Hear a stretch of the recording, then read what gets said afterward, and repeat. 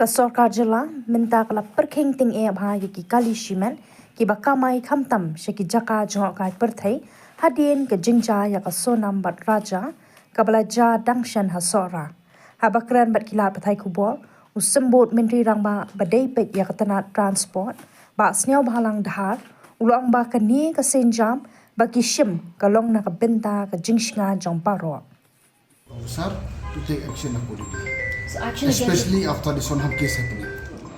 There is a law. They should follow that. Exactly. This is a good question. But we are already aware from the day one only.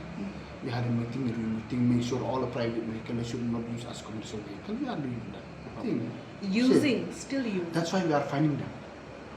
If we find them they are doing illegal, we have to pay the fine or they have to be as per law only.